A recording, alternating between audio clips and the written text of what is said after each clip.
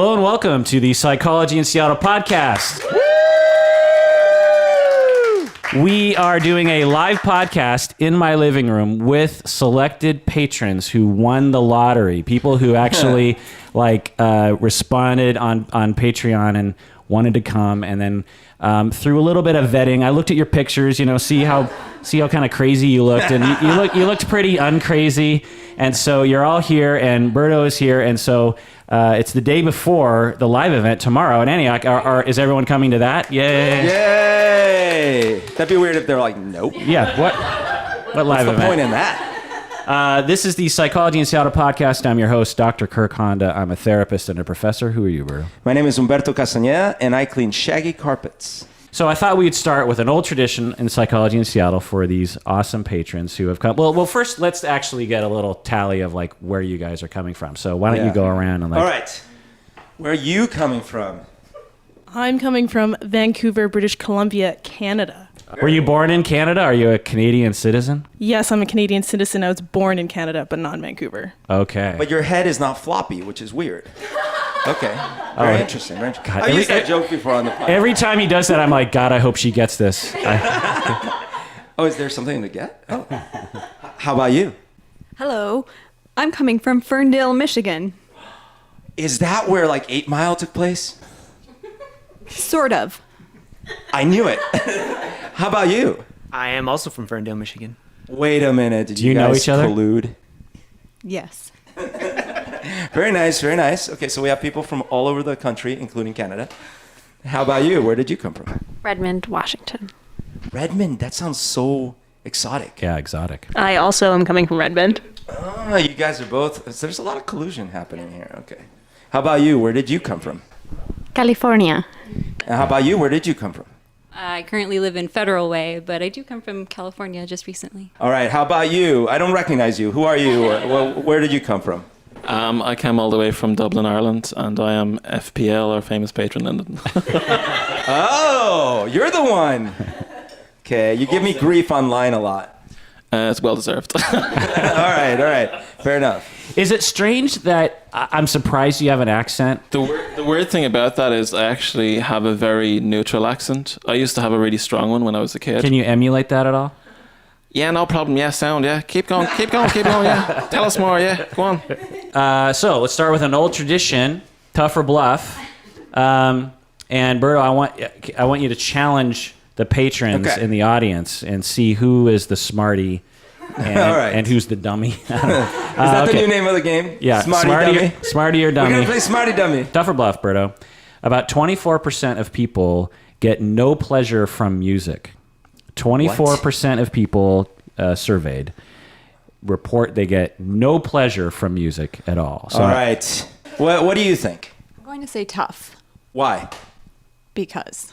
Yeah, you're just sticking with tough. Do you like music? I do. So, yes, I think the majority of people... I feel like this microphone's very close to my face. It's a close range microphone. Yeah. Do you know people who don't like music? Is that what you're... Because I know people that like crappy music, but I think overall, most people like music. So I'm gonna go. What's crappy music to you? New Kids on the Block. What? It's ridiculous. What about the Chainsmokers? Do you like the Chainsmokers? No, I don't know who the Chainsmokers. I'm glad you don't like the Chainsmokers. It's a new band that everyone likes that I despise. Does anyone like the Chainsmokers? It's okay if you like them. One song on my playlist from the Chain, but it's a remix. Okay. What song do you like from the Chainsmokers? It's called I Don't Want to Say. Sounds nice. I don't want to say. Okay, so she said tough. She's saying tough. Yeah. So Michigan's saying tough. Yeah, I'm gonna go tough. I could imagine that. That makes sense. It's bluff. It's way lower than that. What? Any idea? Any idea what the percentage actually is? Anyone want to guess? 6%. 4%. It's 4%. Okay. Yeah. So most people again, no pleasure from music at all. So it's just when they hear it, it's completely blank on it. Wow. Can you imagine that? How horrible that would be? That'd be awful, I think. They're not aware of the pleasure they're missing, so they're neutral. They don't care. True. Like me and the Chainsmokers, I suppose. All right, tough or bluff. Teens are much less happy than they were 40 years ago. Teens today in the United States are much less happy than they were 40 years ago in the 70s? So I think it's probably tough. Tough. Okay. I'm going to go with bluff. So you don't think they're much less happier today? No, I think they're happier. You think they're happier? Yeah. It is bluff. Teens are basically the same, but if anything, they're a little happier today than they were 40 years ago. Well, because you got like more video games you can play. That could be the reason. I mean, personally, our field has been trying to make it better for children and parents since the beginning of the profession. And so now you're going to take credit for it. Yeah, exactly. I mean, when I was in the 70s, teachers were allowed to essentially beat you if they wanted to. And they're not allowed to do it. So that's got to be 1% or a 0.1 percentage point a little bit more happier about Less that. beatings by teachers. I like it. All right. Tough or bluff, Berto. Adults are a little less happy than they were 40 years ago. Oh. So adults, people over 30 is what they say. Over 30? Yeah. So adults 30 and up are a little less happy than they were 40 years ago. Berto, who do you challenge to this one? Little less happy. I'm going to say tough. No, bluff. So you think they're a little happier? Yeah, I think they are a little happier because I think back in the day, I think they were more inclined to like start a family sooner, and maybe that wasn't so ideal. Like I think adults now are having less children, going out to bars, having fun. That's what I think. I think adults are happier now. Okay, so you're going with the irresponsibility theory. All right. More freedom, more happiness. I'm going to go bluff. Wait. Bluff means, no, she said bluff. I'm going to go tough. I think adults are a little less happy now because the life pace is too fast and they don't get to just sit back and enjoy a cigar. It's possible, but yeah, research shows that it's tough. The adults are a little less, not that much less happy, but so I was right. a little less happy. Yeah, it's tough. Yeah, you're right. All right, Berto, tough or bluff? People are more attractive in a group than when they're alone. Right. Like a group of people is coming towards me. And you're like... And I'm like, wow, that group is attractive. Each individual is more attractive. But if they're by themselves, I'm like, yeah. Yeah. Okay. Yeah. I see. So the statement is they are more attractive as a group. That would be tough, right? Okay. Each individual is more attractive in a group. Do you want to answer? Okay, great. I do want to answer because I know the answer. Oh. Because of Barney Stinson from How I Met Your Mother, and it is tough. Okay, you're using the Barney defense. I'm gonna go tough as well. Like you get a little bit of the balance of each of the faces, and you go like, yeah, okay, there's some good-looking stuff there. Yes, I'm gonna go with tough. Well, y'all are right. It is tough. Yay. People tend to be rated as more attractive when they are in a group than when they're by themselves. So like the folks in these two couches, they're together. They're more attractive than the folks over here by themselves. So, yeah, that's... The closer you, there you go. Yeah. I was just wondering if it's because when you see someone in company of someone else, then your mind computes it as somebody chose them. Yeah. They are desirable. Right. I see. Like if you see them with a significant other, for example. Or just with a friend or even with an acquaintance. It's okay to talk to them. They're fun. They're friendly. Right. Oh, okay. More inviting. Less danger. I see that. I can see that. What if the person they're with is a really dangerous looking person? Or they're looking at him like, like, save me. Get me away from this person. You're like, oh, they chose them. That's good. All right, next one. Tough or bluff, Berto. 12% of U.S. psychotherapists have never been in therapy. 12%. Never in their life been in therapy. Wow. Tough or bluff, Berto? What do you think? Oh, Liz from Michigan has a okay. I think it's bluff. Yeah? I think more therapists. Have significantly for because he's not pulling a Berto, are you? Haven't been. Yes. More therapists have not been than 12%. Okay. What's your number?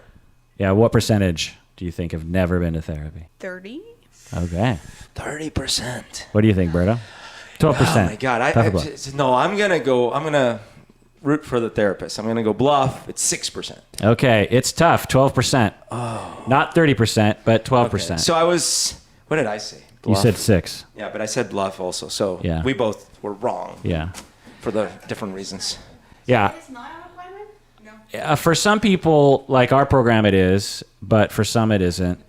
And I consider that to be just a massive flaw. Yeah, to be a therapist and have never even tried it yourself.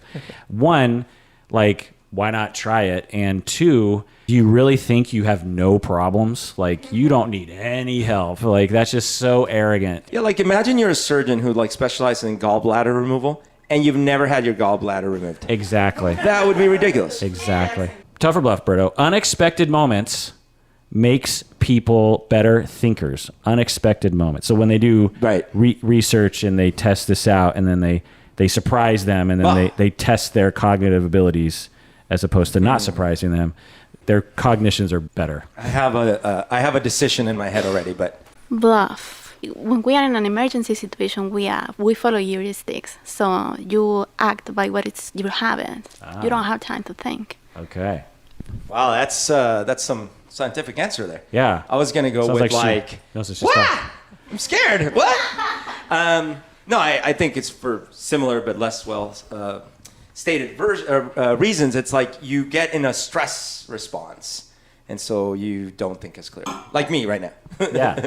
Well, it's tough. I don't know exactly the design of the study. I mean, the way you stated that sounds perfectly reasonable, but the way they designed the study, they found that unexpected moments help you to think better on some measure. I don't know exactly what that is. Yeah. Like, when was the last time something unexpected happened? All the time. Yeah. Like what? I do work like better under stress. I feel like I'm more creative, maybe more resourceful, but at the same time, I can't imagine that that's a general. That seems, and even for me. Okay, I'm creative. I'm very creative right now. I don't know. All right, tough or bluff, Berto. In the U.S., women are 12% more likely to have been in therapy than men.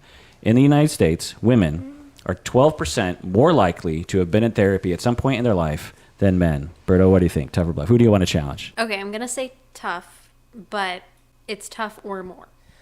That's a fair thing. 12% more. Yeah. Right? Yeah. No, I'm gonna go bluff. I think it's 50-50. Well, it's bluff. According to this one study, it's men and women have the same when they, ask for self-identified So it is 50-50. cis men and women. It's the same likelihood, which was very surprising to me, because stereotypically, totally. All right, tough or bluff, Berto. Men. These are all things we've actually used before. So if you remember well, I don't remember. Okay. I live in the present. Men, people identify as men, eat significantly more food in the company of women than they will with other men. Tough or bluff? Right, I do remember this, but I don't remember where it came out. All right. I think, Bluffs, you're saying that men eat significantly more food around women than around other men? Yeah. I would say that's a bluff, just anecdotally, because when I get with friends, I eat like a horrible slob. Okay. And when I'm with my wife, I try not to. Okay, you're going bluff. See, I feel like I made that mistake too. But I'm going to go tough like this. Because remember, it's all evolutionary psychology, right? We love that. So basically, think about it this way. You're in the savannah, right? And you've got your woman mate over here, and you're trying to demonstrate that you can pack enough calories that will last you like 2 weeks. Because, you may need to go 2 weeks and still be able to hunt with no additional food. So you're like, yeah, you see how much I can eat? And then she's like, oh, I need a man that can eat that much, because that way he can hunt for 2 weeks without food. And then that evolved to what we do now. So yeah, I'm going tough. It's tough, Berto. Yay! Yep, exactly those reasons. Yeah, exactly those reasons. I knew it. All right, similar, same study, similar tough or bluff. I'm pretty sure I got it wrong the last time. Women eat less food when dining with men. Tough or bluff? I feel like I want to say that's tough, but that's totally not me. I'm just a pig all the time. So you undifferentiated eat a lot. Oh, yeah, I just love food and snacks. Yeah. Okay. I'm hungry right now. I could eat right now. Okay. I'm going to go tough as well, because as you pointed out, in the savannah, the woman would be sitting there with her little berries on the side, and she doesn't want the man to think that she's going to consume the calories that he needs for hunting for the next 2 weeks. So she'll sneak berries behind his back and be like, yeah, no, I didn't eat anything. And he's like, oh, I love woman who doesn't eat, because that way I can hunt for 2 weeks with all this food. And that was what, that's the truth. So yeah. See, so normally when he says stuff like this, there's not an audience. And so I'm just kind of like, no. no one's really listening to this anyway. But actually seeing your faces, like, it really makes me cringe on the inside, you know? I'm using science. You can't cringe at science. Right. I forget. Oh, what? I was gonna say the reason why I think it's tough is because of the societal pressures on women to be skinny. I think we're really self-conscious, especially in front of men, and so I think we're like, oh, I'll just get the salad and the water, and I'll just have like 2 leaves. Yeah. That's why I worded it that way. Study found bluff. Women don't care who they're with. They eat the same amount. Oh. They're unaffected, apparently. There you go. On average. We are both wrong. Probably you're probably for better reasons than me. Yeah. I think I'm that way too. Yeah. Although, no, I pretty much just eat a lot all the time. like earlier today, we ordered some takeout. Yes, delicious. From a Himalayan place, and he ordered 1 dish and I ordered 2. Like that's true. I'm just like, well, I want both. So that was odd because what happened is he said, "What do you want?" And I said, "I want this delicious vegan 7-bean soup from the Himalayas." They fly it in like it's cold when it gets here, but it's so good. And I'm like, that's what I want. And he's like, okay, is that all you're getting? I'm like, yeah, it's like a rich. But it was like a $5 item on the menu, and I thought $5 soup. To me, it seems like that's going to be too. Yeah, but it's Himalayan $5. But it was actually like a big bowl of soup. Yeah. But the thing was he ordered 7-star spice, and I think I'm like pretty good with spice, and so I said, okay, sign me up for that too. It was the spiciest thing I've had in probably 20 years. Like, I was like just not doing well. Well, because then what I realized is you had added, so I was like, what are you getting? You're like, oh, I'm getting the chicken and one of those 2. And I'm like, oh, you might want to tell, because we put the note, please make the soup 7 stars. I said, oh, you might want to tell him. It's like, no, I'm fine. I like spicy. I'm like, all right. Yeah. I mean, I do, but I didn't realize that. So normally they only go up to 5 stars. But he gets the special off-menu 7-star Because the dude told me one time, he's like, oh, you like spicy? I'm like, yeah. He's like, oh, here's some cocaine. I'm like, oh, great. What else do you have? And then after the heroin and stuff, we, like, several days later, I woke up. He's like, we got a 7-star spice. Yeah. So that's what. Or maybe I imagined it because of all the drugs, but still. Get all of your rated R stuff out of the way tonight, because tomorrow we're at the university and like all this has gotta like we gotta be PG. But I'll tell the same jokes, but it'll be like, and then he offered me cereal and I ate a lot of Fruit Loops and Cheerios. Yeah, and it'll be, and only these people will get. Yeah, everyone else will be like this. And guy. I snorted the Cheerios. Yeah, there we go. Yeah. All right, tough or bluff, Berto. According to research, female psychotherapists cry more often than male-identified psychotherapists. So women-identified psychotherapists cry more often than male-identified psychotherapists. Now we're going back here. You want psychotherapy? The therapists themselves. Yes. While they're in therapy. That's right. While they're in therapy. As a therapist, not as a client. Good clarification, yeah. In session as a therapist, yeah. What do you think? Tough. Do you ever cry? Yes. In session? All the time. Yeah.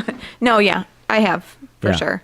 I think it's definitely something that's more accepted for women. So I'm gonna go. Well, I could see that, but I'm gonna go bluff, because here's my thinking is, okay, my thinking is that the female psychotherapist. You're not going to bring it to evolutionary psychology? No, not this time. I'm going to be straight this time. She's trying to be very professional, and professional, for better or for worse, in our culture usually means stoicism. And I see that men and women would probably be equally successful at trying to be stoic. So I'm going to go with 50-50. Okay, you're right. It's bluff. Same rates of crying, which is You're out. Which is surprising. You're off the island.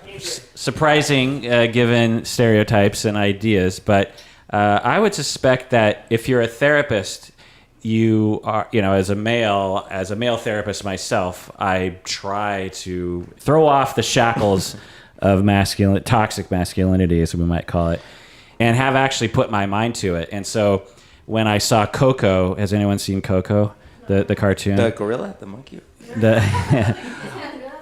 Huh? Yeah, it's one of my favorite movies of the year. It's about like the amazing. Day of the Dead and stuff, right? Yeah, but the plot is it like has all these moving parts and it all works, and then when the end happens, oh my goodness! I'm not going to tell you, but I'm saying like. But you told us there's an end. It's the I was like not just crying, I was like that sobbing cry, you know, where you're like the Rogue One ending crying. when K2SO. Yeah. Oh, I've had as I've grown older, I have gotten more and more of a crybaby during movies. Yeah. But stupid, like, this is so embarrassing. American Psycho? No. I wish.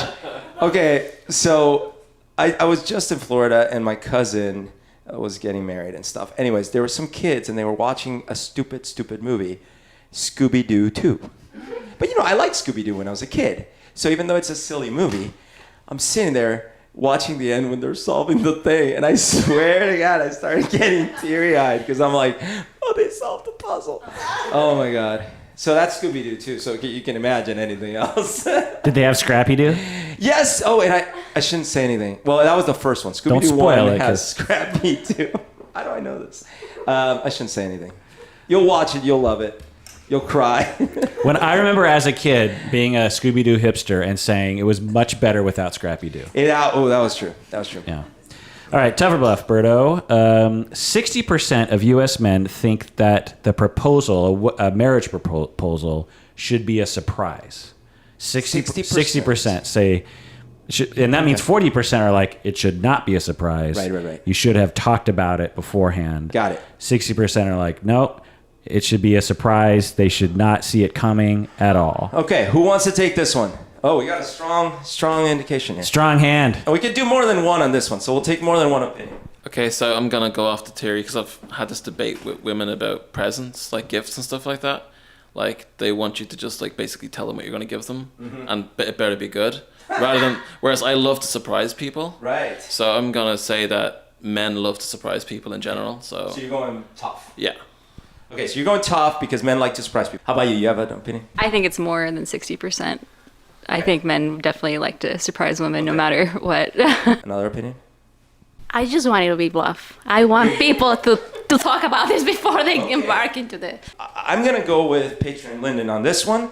Not necessarily, I'm not going to go tough plus. I'm just going to go tough. But I will say I've seen some brutal videos on YouTube where it failed. Yeah. And I sort of agree that maybe they should discuss it. But I also like the surprise element. It's been around for a long time. You're going to talk about that. Don't you watch Disney movies? You meet the person, and in 2 seconds, you should know. Yeah. You should know. Is there something wrong with me that I like those videos where they get rejected? It is Schadenfreude, right? I mean, there's only like 3 that I think are legit because there's a lot of fake ones. But like the 3, I've watched them like maybe 5 times each. I'm just like, oh no. But it's sort of like you need that because otherwise, if it's always going to work, then there's no risk. There's no stress. There's no creativity. Okay, it's tough. 60%. 60%. That means 40% of men are they want to talk about it beforehand. Next one, similar. 90% of U.S. women-identified people think that the proposal should be a surprise. So 90% of women think it should be a surprise. Okay, who wants to take this one? 90% of women think it should be a surprise. Well, for me, I'm just thinking like... Will you answer my question? I honestly don't know because it's like, have they absolutely never ever talked about the future and then they're proposing? Or is it maybe they vaguely talked about it and then surprise proposed? I think it's the second one, yeah. So look, they met at her sister's, like, opening the doors to the palace party. Okay, that's what happened. Yeah. One of them has secret powers. Oh, man. I really don't want it to be tough, but I think it's tough. Again, I just want it to be bluff. Oh, I see. You're being hopeful here. Well, no, I'm going to go bluff because I don't think it's 90%. What do you think it is, Berto? I think it's like the same as men, 60-40. You were right, Berto. It's bluff, 65%. Yay! So about the same. About the same people want it to be a surprise and not a surprise. I think the sentiment is still right, which is that more people than not want a surprise, which may lead to problems. But all right, Berto, tough or bluff. Around the globe. Can I say something crazy? Yes, please. Will you marry me? Can I say something crazier? Yeah. Yes. What movie's that? Frozen. Oh. Let it go. You know. That whole Yeah, thing? I remember that one. Around the globe, men have higher levels of self-esteem than women. Men have higher levels of self-esteem. Okay. Around the globe. So All this is worldwide. Where right. men in the United States is a small percentage of the world. Bluff, because masculinity just is like too much. Like there's just too many expectations of masculinity. There's like no room to, yeah. So I think the expectations are too high. Across the world, more men find it harder to be self-confident because the expectations are too high. Something along those lines. Okay. And so if I said bluff, it means... So I'm saying you're saying bluff, basically. You're saying bluff. Men Okay. have higher self-esteem. Yeah, no, self-esteem, that is a tough one. I'm going to go tough for historical, patriarchal, blah, blah, blah reasons. Yeah, you're right. Tough. Who knows why and how do you measure self-esteem exactly on the research design? But when they survey everyone around the world to rate their self-esteem, men tend to rate themselves higher. I was thinking that since masculinity is related to agency, and Yeah. agency is somewhat related to self-esteem. Right. Right. That's I think a fair Agency, speculation. interesting. Yeah. Like a power. modeling agency? Yeah. Yeah. Well, isn't there like a problem with that as well, though? Because when you ask a guy to rate his self-esteem, he's like, "Yeah, my self-esteem's off the charts." I have the best. I'm the best at self-esteem. 60% of dudes definitely put up a front that they have higher self-esteem than chicks, but the actual reality of the situation, I don't know that. That's interesting. yeah. Self-reporting could be at fault here. Right. Because it's not like you can take a blood test for self-esteem.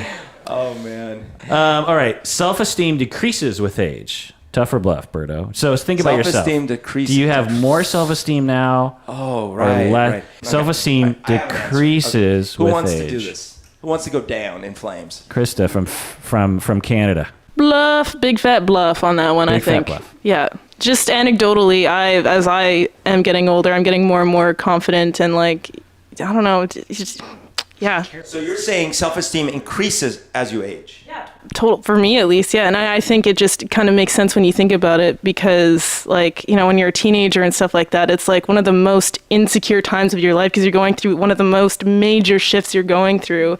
And then you're only maturing after that and you're getting life experience. And then you start to realize, I don't have to care what other people think as much. And I don't know. That's what I think. Yeah, makes sense. Berto, what do you think? Yeah. Do you have a thought too? Hold on. Yeah. Let me get over there. I was just thinking that for me, maybe I have higher self-esteem in some areas of my life and much lower self-esteem in others. Like in some areas, I used to be very arrogant, like professionally and scientifically. When I was very young, just getting, it started my career, very arrogant. Like my self-esteem was way higher than what it should have been. But in some other cases, in some other aspects of my life, I'm also becoming more self-confident and more, I don't know, like getting a stronger sense of identity, I guess, somehow. But if you had to answer a survey in terms of general overall self-esteem, would you say it was higher, lower? It's self-esteem, not necessarily self-confidence, which I don't know if they're the same. Related, I guess slightly higher. Slightly But higher. slightly. Yeah. Overall, thinking all the different kinds. Okay. Berto, what do you think? Yeah, I mean, I'm going to agree that it's tough is that, no, bluff. I'm going to go bluff because I do think it doesn't decrease as you age. But I am going to say that little kids, it might be a curve. Like you're little, you're like, yeah. Yeah. And then you hit like, I don't know.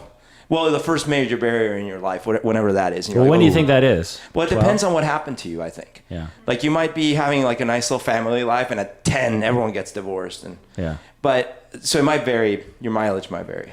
For me, it was the third grade. I don't know why. I just remember like second grade just feeling like on top of the world. And then third grade, I just remember like suddenly the weight of the world was on my shoulders or something. And I remember in third grade going, man, second grade was so awesome. Yeah, get off my lawn. Second grade was great. I remember when we were just adding numbers. All right, y'all are smarties. It's bluff. Self-esteem increases with age. So ever since the third grade, my self-esteem has been slowly creeping up, apparently. Nice. If I'm average. All right, last one here. 72% of people prefer the toilet paper roll to roll under. So gripe of so that there's over and then there's under, right? Who surveyed that? So well, someone did. 72% of people prefer the toilet paper roll to roll under instead of over. Right. Oh my So, God. Berto, 74%. 72% of people Prefer under? Under. Yeah. But what do you? I have an answer. Who wants to either rule the world or lose misery? We have a lot of opinions in the room right now. Preferences aside, there's a right and there's a wrong. And over is right, under is wrong. So you would go bluff on this. Bluff, for sure. Okay. In the interest of all that is holy, I'm going to agree. How many people do over? How many people do over? Over! Lyndon, under? I do over, but under looks more right to me for some reason. What? Yeah. Oh, no, that makes sense because he's on the other hemisphere and the water goes the other way. Yeah. I sometimes do go sideways with it. Okay. But in general, I think... Put it on the counter instead of putting it on the Yes, there you go. Yeah. Like, Yeah. where it like keeps falling on the floor and it gets dirty and like I love that. Yes. That's the best. Yeah. Yeah. Well, y'all are gonna get real angry because it's tough. What? No. How I is know. that possible? I know. That's so wrong. How do you under? It's all sorts of wrong. Because first of all, you gotta like reach in and then like pull, and it doesn't roll as easily. It's so bad. Okay. So what is it they prefer? I mean, I don't even. Now I have a permanent gripe of wrath for sure. Oh my God. Okay, so I thought we would do some patron email. But first, let's take a break. What do you say, Berto? Yeah, let's do it.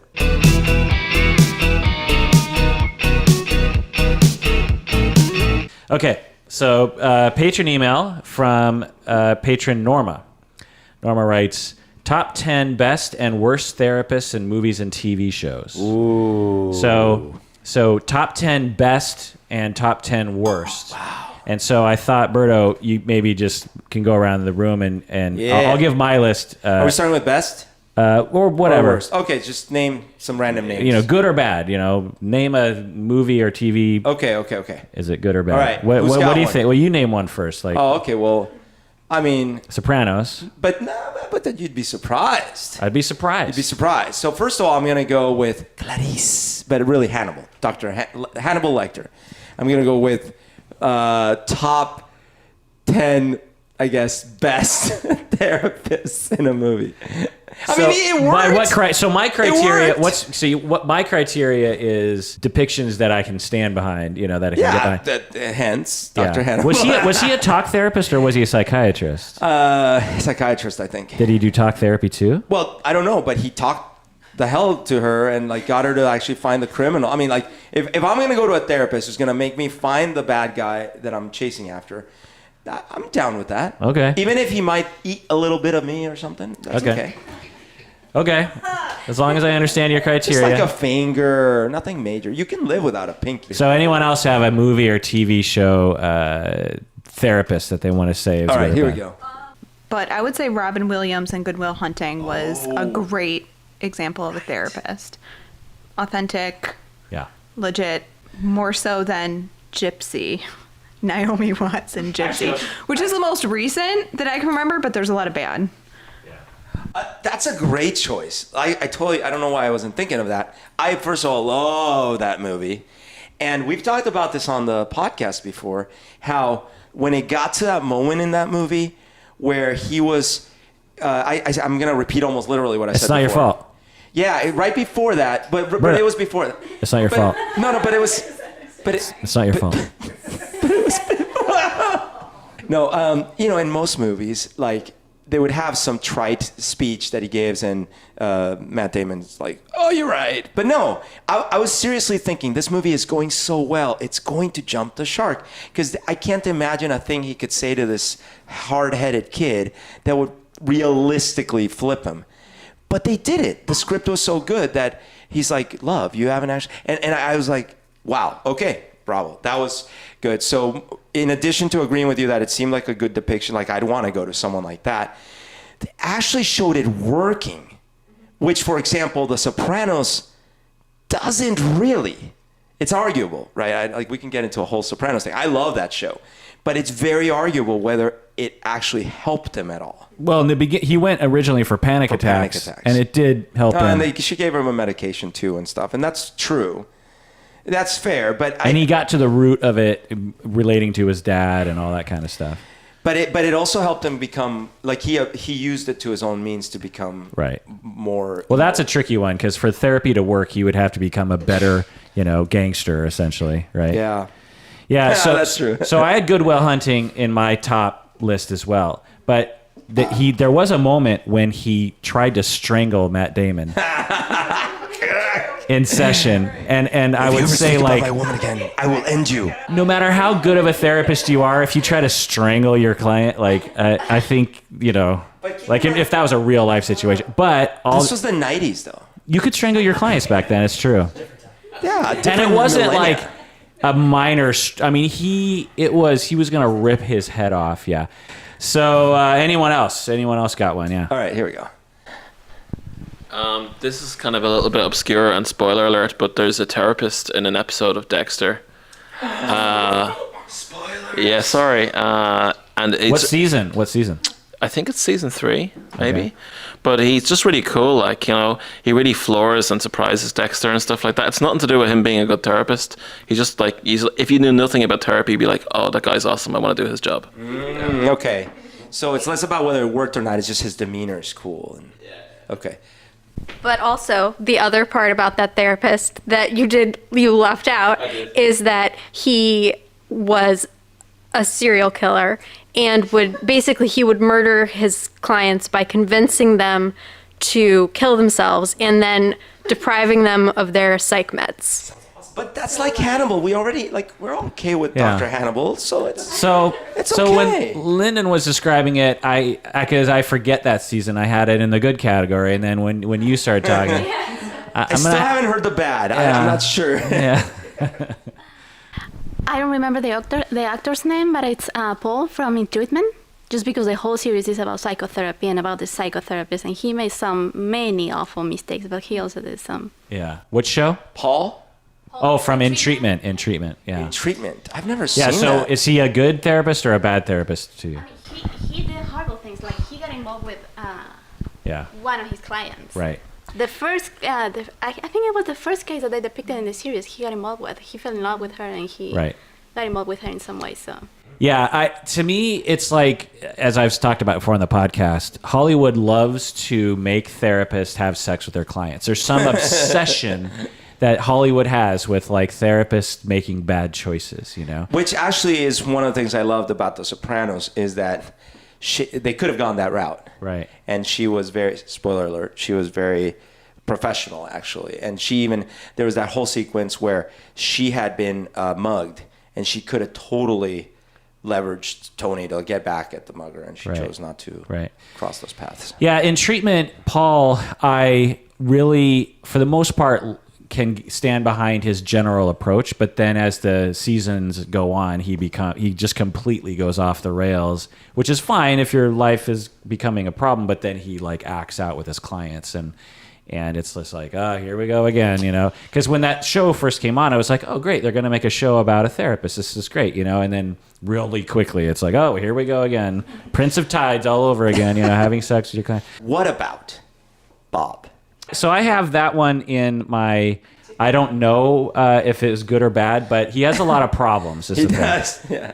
Because it wasn't horrible, but he didn't know how to draw a boundary very well, That's right. And then he slowly spins out of control, But that's kind of a hard one because it's like, what if one of your clients like pushed his way into your family's life? So deeply, yes. Yeah.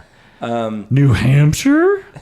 Anyway, so I decided to sit down and make a list of all the different, and I forgot about Gypsy actually. Yeah, Gypsy's terrible. And I tried to come up with my top 10 best, and I couldn't. I could only come up with 2. Oh. Out of a list of, 30. And that's Hope Springs. Steve Carell plays a couples therapist. It's a little unknown movie with Meryl Streep and but Steve Carell, Michael Office. from The Office plays a couples therapist that I can get behind. It's like good couples therapy. And Ordinary People from the early 80s. Oh. Yeah. With what's his face from Judd Hirsch from Taxi and Timothy Hutton. Pretty good. It's similar to Good Will Hunting without the strangling, What about Dirty Rotten Scoundrels? I mean, there's some really good therapy illustrated there with Root Prick being, or not Root Prick, but have you guys seen it? It's not Spoiler actual alert, therapy, it's a right? great- It's no, like it's they're not. acting like therapy. Yeah. By the way, it's a great movie. It's one of my favorite comedies. Yeah. So good. Yeah, it was one of my favorite movies as a kid. But just okay, so these are all the bad ones. Star Trek Next Generation, Deanna Troi. She's just like completely like ineffectual, you know. But in the I always future, like it's okay. any empath in the future, you know, like in these sci-fi movies, they're always like, I sense something is happening, and then boom, it's right there. They never sense it, and it alerts anyone. It never gives them an edge. It's always just like a plot device to like raise the tension, you know, and then boom. Anyway, because just once I'd like Deanna Troi. Can you tell I watch a lot of Star Trek? But just once I'd like to see Deanna Troi go like, I sense something, and then that actually helps the crew. Like, oh, let's point our phasers this direction. It never works out that way. Anyway, A Dangerous Method, which is about Jung and Freud, with Michael Fassbender. Again, sex with client, but that's like an actual story, a real story.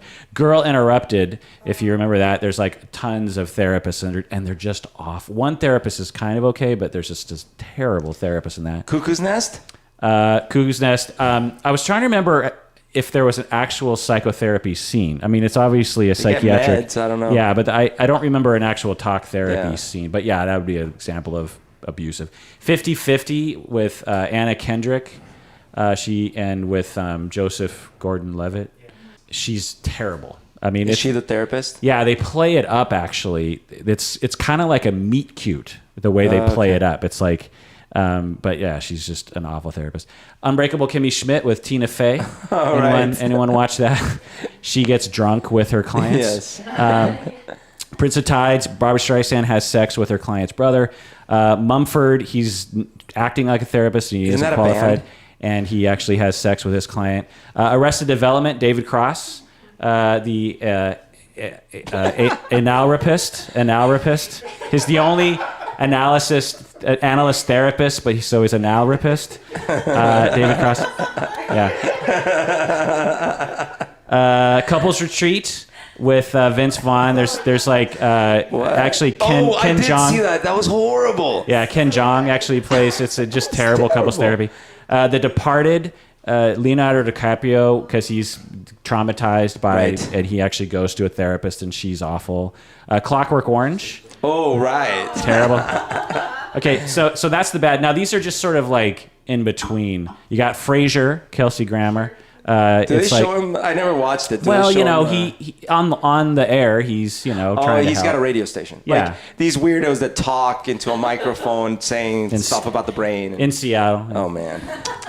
The Perks of Being a Wallflower, Joan Cusack. It's a pretty good scene. It's just at the end. But I felt like she's moving too fast, actually. MASH. Did anyone remember the TV show MASH? Yeah. From my memory, I remember it being okay. Equus, which Richard Burton I've talked about. Ooh, I love that movie. Silver Linings Playbook, The Therapist is okay, I thought. Analyze This with Billy Crystal. Yeah. And then there's a new show that we started watching called The Alienist. Has anyone seen this new show? I've heard of it. Yeah, I'm not sure. It seems like Dexter in the 20s or Dexter. It's not like, about aliens? No, so they used to call That's people like me alienists. Really? Because they thought that people who had mental illness were alien to themselves, and like they had lost themselves, or and so they were alien to themselves, and so you were an alienist. So could you have illegal alienists? But I'm bummed. Okay, so another. Hold on. What did you think about Keanu Reeves in the movie about anorexia? So he never. So that's To the Bone. Yeah, about anorexia, and Keanu Reeves plays the head therapist at the group home, and yeah, I thought I could get behind it. I mean, they're trying to make a complex situation into an hour and a half. They can't be realistic because it'd be too boring, But I thought his vibe was pretty cool, What about the Oracle in Hey, Keanu. What about the Oracle in The Matrix? Right. That was a pretty good therapist. She's pretty good. I was just imagining Kirk watching the movie about Freud and then going, "Oh yeah, sleep with his client. Here we go, Hollywood again."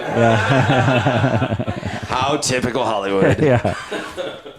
It's actually interesting because I have a lot of Jungian friends, therapists who are Jungian, and they hate that movie. They were going to it thinking it was like, oh, finally a movie about Jung that we can, get behind it. And it's like him just, not only having sex with his client, but like brutal S&M style kind of sex, Have you not seen it? No. Yeah. But now you're intrigued, though. I had not seen it, but now I know that I need to. Actually, someone on YouTube asked us to talk about Logan Paul. Right. What are your thoughts on Logan Paul? So does everyone know what happened? Do you guys know? He's a YouTuber, and he does a lot of like random, somewhat controversial shows, but episodes. But he gets a lot of views. And then one day he decided... He's basically a YouTuber for 13-year-olds. He does a lot of pranks. Yeah, it's for a younger demographic. He'll like run around a mall and like hit people and it's Right. and like it's like hee, and then they run around and they edit the video down, and if you watched it you'd just be like, what? But like 13-year-olds just eat this up, and he like has earned millions upon millions of dollars on and so he decided to go to Japan, just take a trip to Japan, and then he did a whole episode on, with clips from Japan. But during the episode, which, by the way, he was doing a lot of things that were disrespectful to the culture. Right. That alone was bad, but within his demographic, that wouldn't have lived. No one would have heard of this video. But he did. What happened is they went to the suicide forest, which is a famous forest in Japan, where I guess a lot of people go to kill themselves, and they actually went to it, and they came across a dead body. And he filmed it, and they were making sort of jokes, sort of making light of it and things like that. So it caught on with people that had never watched his channel because people were outraged. How could you treat suicide so, carelessly, and also show a body and show disrespect and all these things? So he lost he gained a lot of viewers. That video went like super, super extra viral, but he lost a lot of support. Like YouTube distanced themselves from him and lost sponsors and a whole bunch of stuff. So that was the genesis of the controversy. So what do you think of the whole thing? I didn't watch the video, and I also don't watch any of his shows.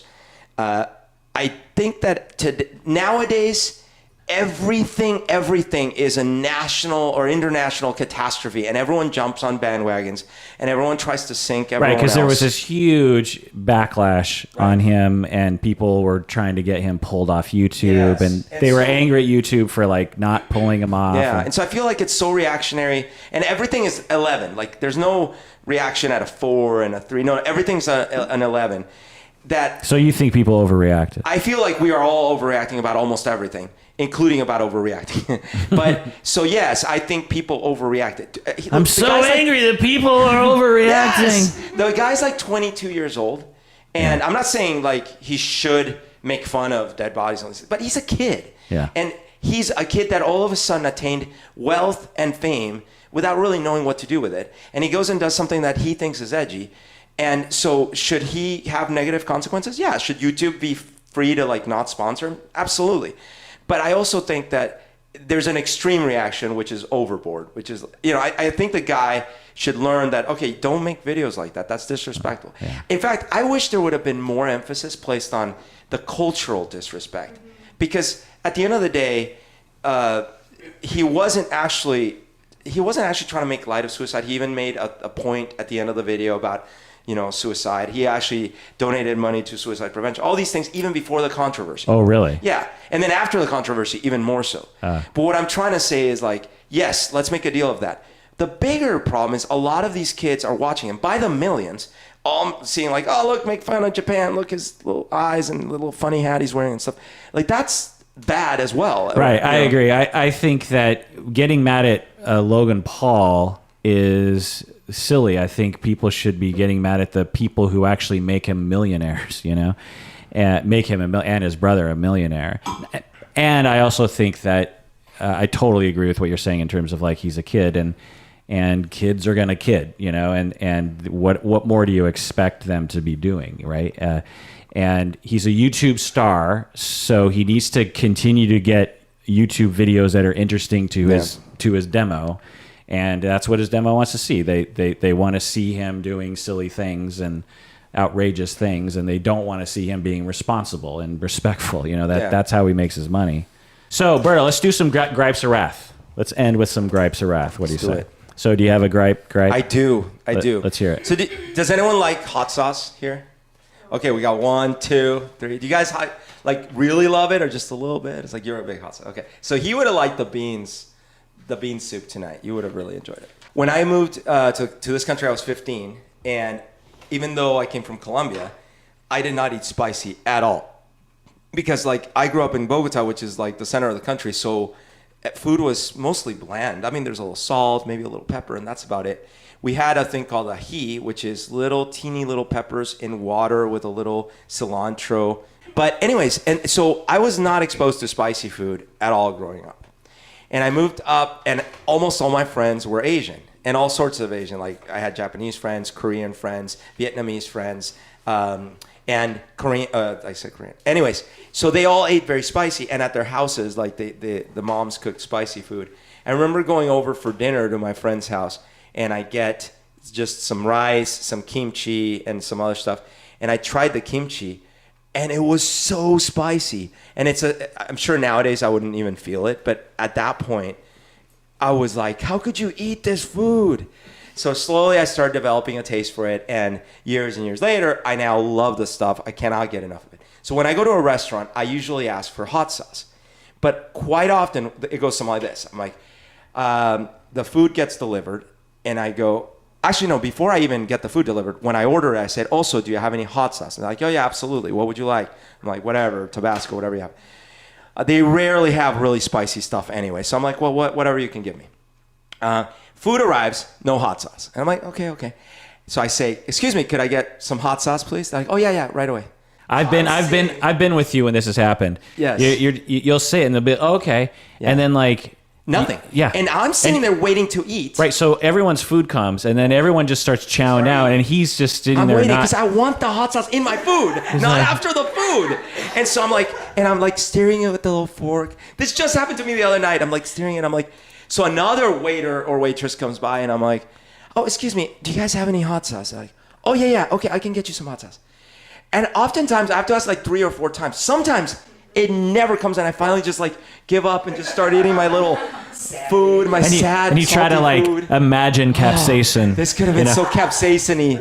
Oh. Yeah. But why is that, do you think? Why don't they remember? Yeah, they remember water or something else. Maybe not enough people ask for it. Maybe they're just but pulling why don't my they? Leg. Maybe. Right. Why don't they just we don't have it, or I don't know where it is. No, I mean the other day they had it because eventually it came, but I had to ask 2 different people. So I asked a total of 3 times. Is it a bottle or is it in the bowl? No, they brought it in a little container. Right, because in a container, they have to go to the cook and say, sure. I need it. It's essentially an extra a side order. But a lot of times they just bring the bottle. Yeah, which would make more sense, of course. And so it's one of these decision points. Do I just start eating my food as it is, as the chef, quote unquote, intended it? Well, or bring your own.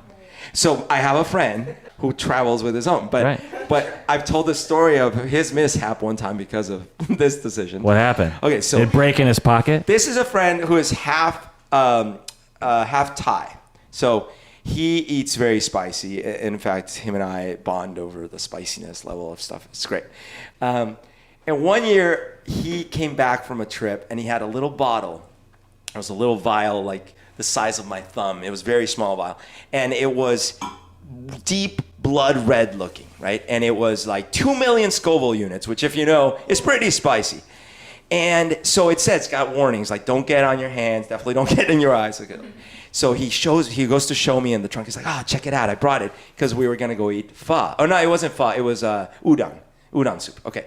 So he shows it to me, but it had leaked a bit. So he gets some not blood, some of this stuff, it looks like blood, on his hands. And he's like, oh, man. So we go into the restaurant. He's like, okay, I'm going to go clean the stuff up. He goes to the bathroom, and then he comes back a little later, orders his food, and the soups come, and he's like, I'll be right back. Goes again to the bathroom, and he comes back. Oh, sorry, and he doesn't come back for 15 minutes. And in the meantime, I'm eating my soup. I'm like, what's going on? I hope he's okay.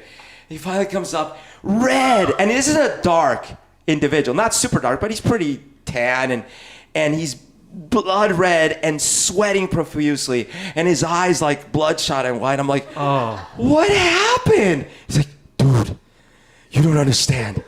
So the first time I went and cleaned off the thing, I washed my hands. I'm like, yeah? Well, the second time I went to use the bathroom, I'm like, oh God.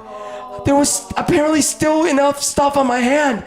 So it started burning like crazy. So I had to like get on the sink and put one leg up and just like shovel water for like 10 minutes. I'm like, oh my God. Downstairs. Oh yes, downstairs, downtown Julie Brown. Man. So you only saw upstairs. I only saw the upstairs repercussions. Later that night, of course. You looked at the downstairs. But it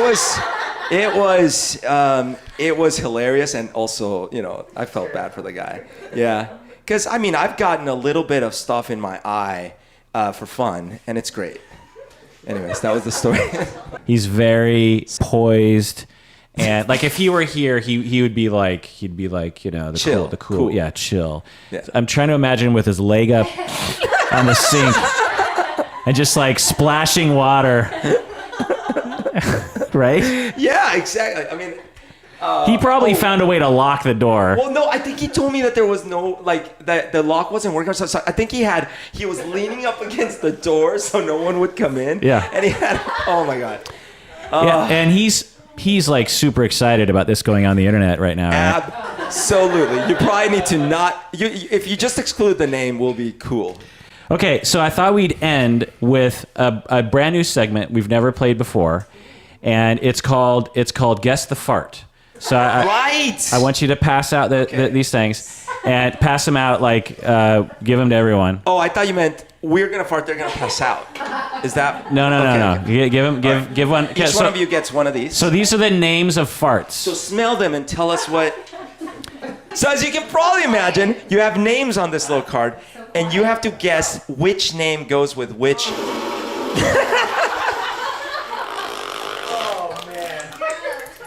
That was me. Sorry, that's not the game. So when it plays, bro, can you stick the microphone down? I'll stick the microphone somewhere for sure. Okay. I'm gonna play 5 different farts. Now, I'm not gonna play 8. There's 8 options.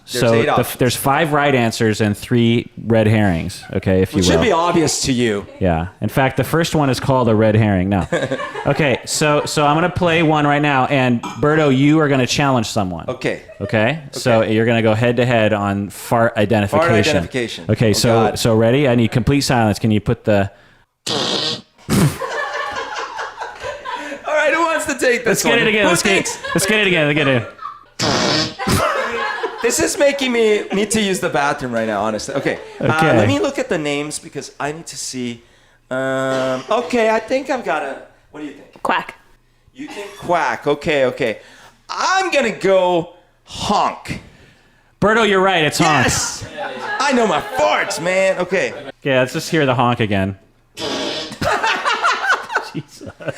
Okay. So I'm gonna play another one, and we're gonna try to identify the fart. So this is a new. Okay, that is called the rainbow.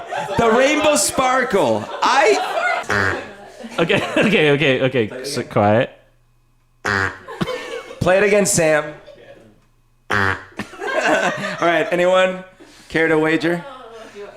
Wager to care. I'm gonna go with the quack. Okay, this time you're going quack.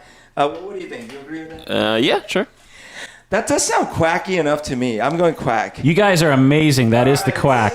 This crowd over here, very good at identifying farts. Okay, so let's try number 3. Okay, Let's hear that again. I can never get enough of that. I mean, okay, who wants to take a crack at that one?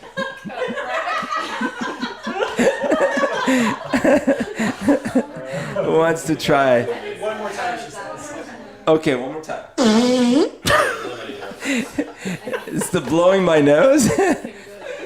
Wait, you guys just went, but you wanna, okay. We got no volunteers here, so okay.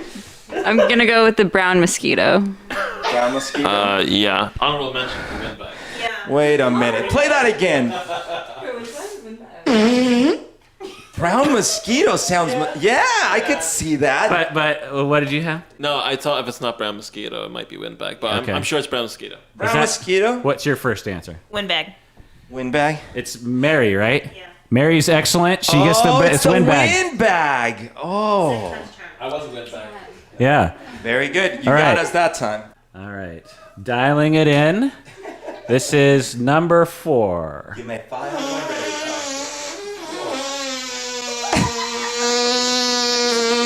Oh my god! So not only did I step on the fart stepped on my joke, and it took like an hour. So do it again. Film your face. Do it again. Film your own face. Film your face. Okay, go.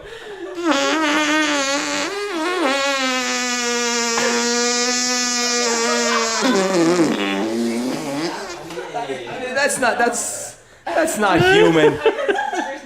Eyes without a face, fart without a buzz. All right, challenge, Berto. Okay. You're going brown Mosquito. That's the brown mosquito. I mean, that sounds like an atomic bomb or something.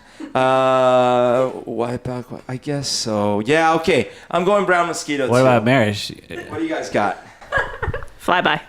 No, I'm not doing the flyby on this. You let me down, Mary. It's the brown mosquito. Brown mosquito. Because a flyby would have to have a little more, yeah. That's a little bit more wispy. Yes. I was surprised though. This sounded like a mosquito seems so light and airy. This thing was like more like the locust swarm. You guys are talking about it like a fine wine. I'm detecting a little nuttiness. All right. Okay. Last one. Number 5.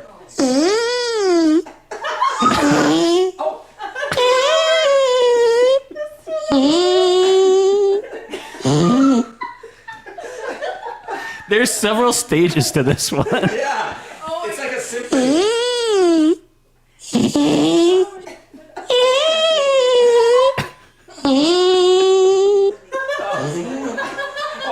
There was one more movement left. That's when you really have to let it out, and you don't want to, but you're trying to muffle it, and it's just making it louder. You're just shooting yourself in your own foot by trying to muffle it. Muffler, because you're trying to muffle. Yeah, he's trying to muffle it. Yeah. Is he giving us hints here? No, that's not a hint. Yeah. Any other guesses? I'm going muffler. Chris is going muffler. I mean, that's not a hammer. That's not a hammer. Now that's a hammer. Yeah, hammer. Yeah, that'd be Right. too. Yeah. So muffler could be it. Yeah, it's not a wipeout either. Like a wipeout, I can imagine. Wipeout would be like. What do you got? Muffler? I like wipeout. Wipeout, anyone? Muffler? Muffler. No, we did win back.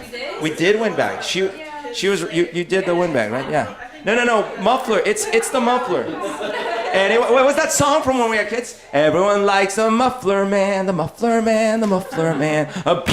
It is. No one got it right. It's the flyby. What? Flyby. Let's see it. I challenge that. I'll play the muffler. I'll play the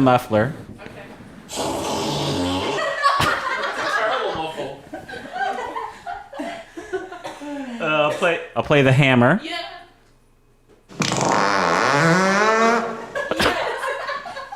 It's the hammer of the gods.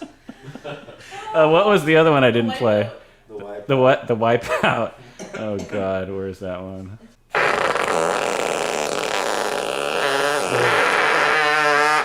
Oh my gosh. Okay, this is That one was the worst violent. best segment we've ever done. That one was violent. All right, well that does it for that episode of Psychology in Seattle. Oh my gosh. Yay! We survived the muffler. Oh wait, it wasn't the muffler. The flyby. Thanks for joining us out there. Please take care of yourself because